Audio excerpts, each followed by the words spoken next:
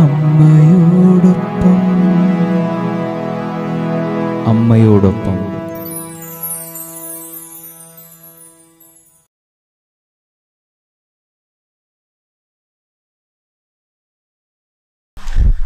October മാസം അമ്മയോടൊപ്പം എന്ന മരിയൻ പഠന പരമ്പരയിലേക്ക് സ്വാഗതം. ഇപ്രാവശ്യം നമ്മൾ ഈ പഠന പരമ്പരയിൽ പരിശുദ്ധ മാതാവ്, ദൈവത്തിൻ്റെ അമ്മ എന്നുള്ള വിഷയത്തെക്കുറിച്ചിട്ടാണ് കൂടുതൽ മനസ്സിലാക്കുവാനായിട്ട് നമ്മൾ ശ്രമിക്കുക. പരിശുദ്ധ അമ്മയോട് നമ്മൾ ഒത്തിരി പ്രാർത്ഥിക്കുന്നുണ്ട്. ഒത്തിരിയേറെ പ്രാർത്ഥനകളും അപേക്ഷകളും പരിശുദ്ധ അമ്മയിലേക്ക് നമ്മൾ സമർപ്പിക്കുമ്പോൾ അത് ദൈവത്തിൻ്റെ അടുത്തേക്ക് കൂടെയാണ് സമർപ്പിക്കുന്നതെന്നുള്ള വലിയ അവബോധം നമുക്ക് ദൈവമാതാവ് എന്നുള്ള ഈ ഒരു സംജ്ഞയിലൂടെ കൂടുതൽ ആഴത്തിൽ മനസ്സിലാക്കുവാനായിട്ട് നമുക്ക് ശ്രമിക്കാം. ബൈബിളിൽ നമ്മൾ കടന്നു പോവുകയാണെങ്കിൽ പരിശുദ്ധ അമ്മയെ ദൈവമാതാവ് എന്നൊന്നും ഡയറക്റ്റ് വിളിക്കുന്നതായിട്ടൊന്നും നമ്മൾ കാണുന്നില്ല. പക്ഷേ ഇൻഡയറക്റ്റ് ആയിട്ട് ചില സൂചനകൾ പരിശുദ്ധ അമ്മയെക്കുറിച്ച് നമുക്ക് കാണുവാനായിട്ട് നമുക്ക് സാധിക്കും. പ്രത്യേകമായിട്ട് നമ്മൾ ലൂക്കായുടെ സുവിശേഷം, പുതിയ നിയമത്തിൽ ലൂക്കായുടെ സുവിശേഷത്തിലാണ് നമ്മൾ ഈ ഒരു കാര്യം കൂടുതൽ ആഴത്തിൽ നമ്മൾ കാണുന്നത്. പ്രത്യേകിച്ച് എലിസബത്തും പരിശുദ്ധ അമ്മയും കൂടി ഉള്ള കൂടിക്കാഴ്ചയിൽ ഇത് വളരെ വ്യക്തമായിട്ട് മനസ്സിലാകുന്നുണ്ട്. പ്രത്യേകിച്ച് എലിസബത്ത് പരിശുദ്ധ അമ്മയെ വിശേഷിപ്പിക്കുന്നത് എൻ്റെ കർത്താവിൻ്റെ അമ്മ എന്നെ കാണുവാനായിട്ട് വരാനുള്ള യോഗ്യത എനിക്കെങ്ങനെ ഉണ്ടായി എന്നാണ്. ഇതുകൂടാതെ തന്നെ സമാന്തര സുവിശേഷങ്ങളിൽ യേശുവിൻ്റെ അമ്മ എന്നും കർത്താവിൻ്റെ അമ്മയെന്നും ഒക്കെയുള്ള സൂചനകൾ നമുക്ക് കാണുവാനായിട്ട് സാധിക്കും. ഗലാത്യർക്ക് എഴുതിയ ലേഖനത്തിൽ പ്രത്യേകമായി നമ്മൾ ഇപ്രകാരം കാണുന്നുണ്ട്. പൗലോസ് അപ്പോസ്തലൻ പറയുന്നു, കാലത്തിൻ്റെ പൂർണ്ണതയിൽ ദൈവപുത്രൻ സ്ത്രീയിൽ നിന്ന് ജാതനായി എന്ന്.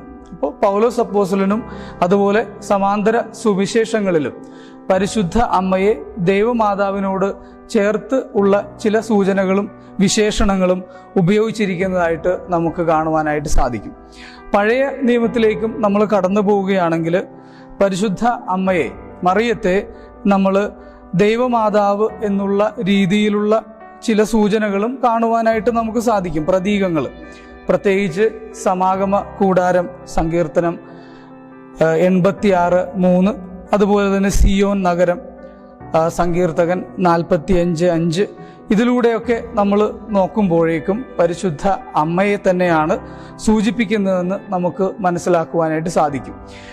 ദൈവത്തിൻ്റെ അമ്മ എന്ന് സഭ ഏറ്റവും ആദ്യം തന്നെ ഈ ഒരു വിശ്വാസ സത്യം പ്രഖ്യാപിക്കേണ്ട ഒരു ആവശ്യകത സഭയിലുണ്ടാകുകയാണ്. ആദ്യ കാലഘട്ടങ്ങളിലല്ല, സഭയുടെ ചരിത്രം പരിശോധിക്കുകയാണെങ്കിൽ പരിശുദ്ധ അമ്മയെക്കുറിച്ചിട്ടുള്ള വിശ്വാസ സത്യങ്ങളിൽ ഏറ്റവും ആദ്യം സഭയ്ക്ക് ക്ലാരിഫൈ ചെയ്യേണ്ടി വന്നത്, വ്യക്തമാക്കേണ്ടി വന്നത് ഈ ദൈവമാതൃത്വത്തെക്കുറിച്ചിട്ടായിരുന്നു. കാരണം സഭ വളർന്നു വരുമ്പോൾ 3-4 നൂറ്റാണ്ടുകളിലേക്ക് എത്തുമ്പോഴേക്കും നെസ്റ്റോറിയൻ പാഷാണ്ഡത ഉണ്ടാകുകയാണ്. നെസ്റ്റോറിയൻ എന്ന് പറയുന്ന ഒരു ഒരു നല്ല ജ്ഞാനമുള്ള മനുഷ്യനാണ്. അദ്ദേഹത്തിൻ്റെ ഭാഗത്തു നിന്ന് ഒരു വിഭിന്നമായ പഠനം ഉണ്ടാവുകയാണ്. അദ്ദേഹം പറയുന്നു, ക്രിസ്തു ഒരേ സമയം തന്നെ 2 വ്യക്തികളാണ് എന്ന് പറയണേ, 2 പേഴ്സൺ, 2 വ്യക്തികളാണ് എന്ന് അദ്ദേഹം പറയുന്നു. അദ്ദേഹം യേശു ഒരേ സമയം ദൈവമാണ്, മനുഷ്യനാണ്. അതുകൊണ്ട് യേശുവിൽ 2 വ്യക്തിത്വങ്ങളാണ് എന്നുള്ള ഒരു പഠനം അദ്ദേഹം മുന്നോട്ട് വയ്ക്കുകയാണ്. ഇത് സഭയുടെ പഠനത്തിന് എതിരായിട്ടുള്ള, വൈരുദ്ധ്യമായിട്ടുള്ള ഒരു പഠനമായി മാറുന്നു. അപ്പോൾ അദ്ദേഹം പറയുന്നു, പരിശുദ്ധ അമ്മ മറിയം ഒരിക്കലും ദൈവത്തിൻ്റെ അമ്മയാകുന്നില്ല, അത് ക്രിസ്തുവിൻ്റെ, മനുഷ്യനായ ക്രിസ്തുവിൻ്റെ അമ്മ മാത്രമാണ്, ക്രിസ്തോത്തോക്കോസ് എന്ന് മാത്രമാണ് എന്ന് അദ്ദേഹം പറയുന്നു. അങ്ങനെ തിയോത്തോക്കോസിനെ ദൈവത്തിൻ്റെ അമ്മയായിട്ട് അംഗീകരിക്കുവാൻ ബുദ്ധിമുട്ടുണ്ട് എന്ന് ആദ്യ നൂറ്റാണ്ടിൽ, 4-ാം നൂറ്റാണ്ടിൻ്റെ പരിസരങ്ങളിൽ ഇങ്ങനെ ഉയർന്നു വന്ന ഒരു ചിന്ത ഉണ്ടാവുകയാണ്. സഭയ്ക്ക് ഇത് ക്ലാരിഫൈ ചെയ്യേണ്ടി വരുന്നത്. അങ്ങനെയാണ് എഫേസൂസ് സുനഹദോസ് വിളിച്ചു കൂട്ടുന്നത്. 431 എഫേസൂസ് സുനഹദോസ് സഭയിൽ ഉണ്ടാകുന്നത്. എഫേസൂസ് സുനഹദോസിൽ എന്തായിരുന്നു സഭാപിതാക്കന്മാർക്ക് ക്ലാരിഫൈ ചെയ്യേണ്ടിയിരുന്നത്? അവിടെ ക്ലാരിഫൈ ചെയ്യുന്ന ഒരു പ്രധാനപ്പെട്ട ഒരു കാര്യം, ക്രിസ്തുവില് ഒരു വ്യക്തിയാണുള്ളത്, എന്നാൽ രണ്ട് സ്വഭാവങ്ങൾ ഉണ്ട്. അല്ലാതെ രണ്ട് വ്യക്തികളല്ല ക്രിസ്തുവിലുള്ളത്. ക്രിസ്തുവിൽ രണ്ട് സ്വഭാവം, ദൈവിക സ്വഭാവവും മനുഷ്യൻ എന്നുള്ള സ്വഭാവവും. അങ്ങനെ ഈ മനുഷ്യനെന്ന് പറയുന്ന ആ സ്വഭാവത്തിൻ്റെ ആവിർഭാവത്തിനാണ് ദൈവത്തിന് പരിശുദ്ധ അമ്മയെ ആവശ്യമായിട്ട് വരുന്നത്. അതുകൊണ്ട് പരിശുദ്ധ അമ്മ ഒരേ സമയം തന്നെ ദൈവത്തിൻ്റെ അമ്മയായി മാറുന്നു. അത് ക്രിസ്തുവിനെ ഗർഭം ധരിച്ച് അവനെ വളർത്തി വലുതാക്കുന്നതിലൂടെയാണ് പരിശുദ്ധ അമ്മയ്ക്ക് ഈ ഒരു ടൈറ്റിൽ കൊടുക്കുവാനായിട്ട് സഭ തീരുമാനിക്കുന്നത്. ക്രിസ്തുവിനെ വിഭജിക്കാൻ പാടില്ലാത്തതുപോലെ, അതായത് ദൈവം മനുഷ്യനെന്ന് പറഞ്ഞ് വിഭജിക്കാൻ പറ്റാത്തതുപോലെ പരിശുദ്ധ അമ്മയെയും ക്രിസ്തുവിൻ്റെ അമ്മയെന്നും ദൈവത്തിൻ്റെ അമ്മയെന്നും മാറ്റാനായിട്ട് പറ്റുന്നതല്ല. പരിശുദ്ധ അമ്മ ഒരേ സമയം തന്നെ ദൈവത്തിൻ്റെ അമ്മ തന്നെയാണ് ക്രിസ്തുവിനെ ഗർഭം ധരിച്ച് വളർത്തുന്നതിലൂടെ. എഫേസുസ് നഗദീസ് അതിന് പ്രധാനമായിട്ടും ചില കാരണങ്ങൾ നിരത്തുന്നുണ്ട്. ഒന്നാമതായിട്ട് ഒരു അമ്മയും കുഞ്ഞും തമ്മിലുള്ള ബന്ധമാണ്. ഒരു അമ്മയും കുഞ്ഞും തമ്മിൽ വളരെ വൈകാരികമായ വളരെ വലിയൊരു അടുപ്പമുണ്ട്. ഒരു കുഞ്ഞിനെ വളർത്തി അവനെ വലുതാക്കുന്നതിൽ, അവൻ്റെ സ്വഭാവ രൂപീകരണത്തിന് ഒരു അമ്മയ്ക്ക് വളരെ വലിയ റോളുണ്ട്.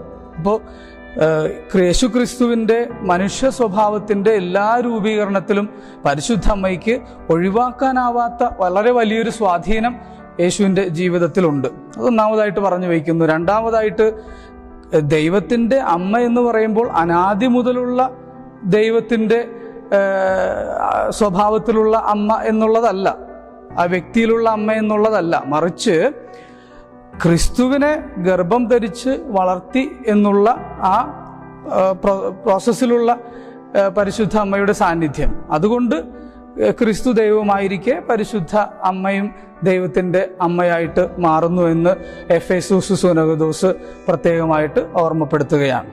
ഈ സഭയുടെ ഈ ഒരു നിലപാട് വീണ്ടും കാൽച്ചിദോണിയൻ കൗൺസിലിൽ വീണ്ടും നമ്മൾ ഉറപ്പിച്ച് പറയുകയാണ്. 451 വീണ്ടും സഭാപിതാക്കന്മാർ പലരും ഇതിനെ ഊട്ടി ഉറപ്പിച്ച് പറയുന്നുണ്ട്. പ്രത്യേകിച്ച് ഈ നെസ്റ്റോറിയൻ്റെ തെറ്റായ പ്രബോധനങ്ങൾ ഉണ്ടാകുമ്പോൾ ജെറൂസലേമിൽ നിന്ന് മഹാനായ സിറിലാണ് ഇതിന് വ്യക്തമായ ക്ലാരിഫിക്കേഷൻ, വ്യക്തത കൊടുക്കുന്നത്.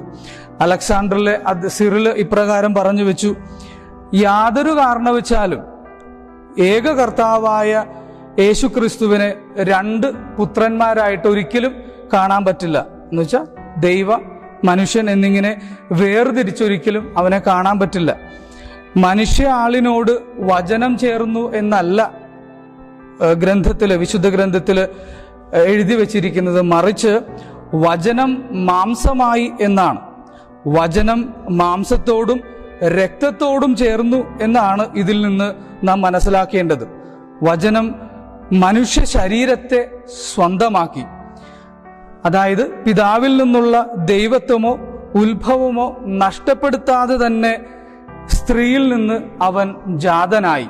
അപ്പോൾ ദൈവത്വത്തിൻ്റെ ഒന്നും നഷ്ടപ്പെടുത്താതെ തന്നെയാണ് സ്ത്രീയിൽ നിന്ന് അവൻ ജാതനാകുന്നത്, മനുഷ്യനാകുന്നത്. അതുകൊണ്ട് തന്നെ പരിശുദ്ധ അമ്മയെ ക്രിസ്തുവിൻ്റെ ദൈവ സ്വഭാവത്തിൽ നിന്ന് അടർത്തിയല്ല കാണേണ്ടത് എന്ന് അലക്സാണ്ടറിലെ സിറിൽ, പ്രത്യേക മഹാനായ സിറിൽ നമ്മളെ ബോധ്യപ്പെടുത്തുകയാണ്. പ്രിയമുള്ളവരെ, ഈ കാര്യങ്ങളിലൂടെയെല്ലാം നമുക്ക് മനസ്സിലാവുന്ന ഒരു കാര്യം, പരിശുദ്ധ അമ്മ ക്രിസ്തുവിൻ്റെ അമ്മയും അതേസമയം ക്രിസ്തുവിൻ്റെ ദൈവ സ്വഭാവത്തിൽ ഉള്ള അമ്മയുമായിട്ട് മാറുകയാണ്. അപ്പോൾ നമ്മൾ പരിശുദ്ധ അമ്മയോട് പ്രാർത്ഥിക്കുമ്പോൾ അനുദിനം ജപമാലയിലൂടെയോ അല്ലെങ്കിൽ പരിശുദ്ധ അമ്മയോടുള്ള വലിയ വണക്കത്തോടുകൂടെയുള്ള പ്രാർത്ഥനയിൽ നമ്മൾ ശ്രദ്ധാപൂർവം ഭക്തിപൂർവം പങ്കുകൊള്ളുമ്പോൾ ദൈവത്തെ തന്നെയാണ് നമ്മൾ പരിശുദ്ധ അമ്മയിലൂടെ പ്രീതിപ്പെടുത്തുന്നത്. ത്രിത്വൈക ദൈവത്തിന് ഏറ്റവും പ്രീതികരമായ പ്രാർത്ഥന പരിശുദ്ധ അമ്മയോട് ചേർന്നുള്ള പ്രാർത്ഥനയാണെന്നുള്ളത് ഇതിൽ നിന്ന് സുവ്യക്തമാണ്. അപ്പോൾ നമ്മുടെ ജീവിതത്തിൽ പരിശുദ്ധ അമ്മയോട് ചേർന്ന് മുന്നോട്ട് പോകുവാനും പ്രാർത്ഥിക്കുവാനും, അത് ദൈവമാതാവിനോട് തന്നെയാണ് നമ്മൾ പ്രാർത്ഥിക്കുന്നതെന്നുള്ള വലിയ അവബോധത്തിൽ മുന്നോട്ട് പോകുവാനും നമുക്ക് ഈ ജപമാല മാസത്തിൽ പ്രത്യേകം പരിശ്രമിക്കാം, പ്രാർത്ഥിക്കാം. അതിനായി പരിശുദ്ധ അമ്മ നമ്മളെ അനുഗ്രഹിക്കട്ടെ. ആമേൻ.